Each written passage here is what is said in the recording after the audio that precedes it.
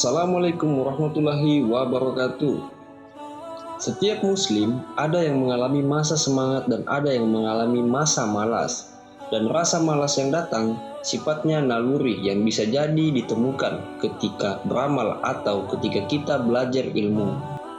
Dalam KBBI, malas adalah tidak mau bekerja atau mengerjakan sesuatu.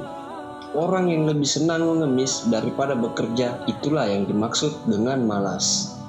Dalam surah At-Taubah, Allah Subhanahu wa Ta'ala berfirman, "Tidak ada yang menghalangi mereka untuk diterima dari mereka nafkah-nafkahnya, melainkan karena mereka kafir kepada Allah dan Rasul-Nya, dan mereka tidak mengerjakan sholat, melainkan dengan malas, dan tidak pula menafkahkan hartanya kepada mereka." Namun sebelum lanjut, tekan tombol subscribe dulu untuk berlangganan di Wiki Channel. Aktifkan lonceng kamu agar kamu dapatkan info terupdate kami seputar dakwah dan pondok pesantren Wa'dil Qura. Bagi kalian yang suka, jangan lupa like dan share di akun media sosial kamu agar video ini bermanfaat untuk kita semua. Dalam hadisnya, Nabi Muhammad SAW mengisyaratkan kepada kita akan bahaya keempat penyakit, yaitu gelisah, sedih, lemah, dan yang terakhir adalah malas. Kemalasan ini adalah penyakit yang sangat berbahaya, sehingga Nabi Muhammad SAW mengajarkan kepada kita sebuah doa untuk mohon perlindungan kepada Allah Subhanahu wa Ta'ala supaya kita tidak menjadi manusia yang pemalas. Jika kita menghidap penyakit malas, maka banyak sekali bencana yang akan datang di kehidupan kita, baik di dunia ataupun di akhirat. Itulah mengapa Allah Subhanahu wa Ta'ala menyebutkan sifat pemalas ini adalah salah satu sifat dari orang munafik. Mereka tidak mengerjakan sholat, melainkan dengan malas. Quran Surah At-Taubah ayat 54. Dalam surah An-Nisa, Allah Subhanahu wa Ta'ala juga menyinggung tentang sifat malas. Adalah salah satunya sifat munafik. Apabila mereka berdiri untuk sholat, mereka berdiri dengan malas. Quran Surah An-Nisa ayat 142.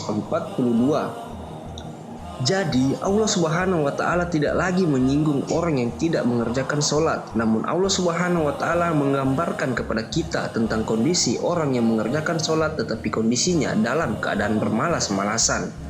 Kita lihat bagaimana Allah Subhanahu wa Ta'ala menyematkan sifat pemalas ini sebagai salah satu sifat orang-orang munafik. Pemalas sesungguhnya adalah tidak lebih dari sifat orang-orang yang tidak punya tujuan yang jelas dalam hidupnya, tidak tahu harus melakukan apa sehingga mereka hanya tinggal tidur dan meratapi diri sendiri. Itu bukanlah ciri seorang muslim, itu bukanlah ciri seorang yang beriman. Karena seorang muslim, seorang beriman punya cita-cita tinggi mengejar surga Allah Subhanahu wa Ta'ala. Orang-orang beriman, mereka tidak tertarik terhadap kehidupan dunia ini. Mereka menikmati kehidupan dunia ini tetapi dengan cara yang lain. Alasan mereka menikmati kehidupan ini bukan karena alasan dunia, bukan karena mengejar karir, bukan untuk tersibukkan dengan bisnis, tetapi karena mereka melihat dunia ini sebagai masratul akhirah. Dikisahkan ulama hadis dari Irak, Ali bin Hasim, ketika masih pemuda berumur sekitar 12-15 tahun. Apa yang dilakukan anak-anak ketika di usia ini, bandingkan apa yang beliau lakukan di usia seperti ini. Ayahnya memberikan kepada dia uang sejumlah 100.000 dirham. Lalu ayahnya mengatakan kepadanya, "Ambillah uang ini dan pergilah mencari hadis. Saya tidak mau melihat wajahmu, wahai anakku, sampai engkau pulang dengan membawa 100.000 hadis." Singkat cerita, akhirnya tidak berapa lama kemudian Ali ibnu Hasim pun pulang menemui ayahnya. Setelah dia menguasai dan mempelajari 100.000 hadis, ia menjadi seorang ulama hadis di Irak dengan jumlah murid ratusan ribu orang.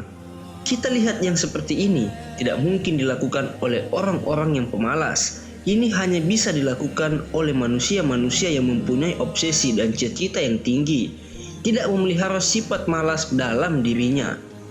Oleh sebab itu, seorang muslim sejatinya seharusnya bukan seorang pemalas, karena Islam bukan agama orang-orang pemalas. Islam mengajarkan kita untuk selalu bersemangat, untuk selalu bekerja, untuk selalu melakukan kebaikan. Wallahu a'lam bishawab. Assalamualaikum warahmatullahi wabarakatuh.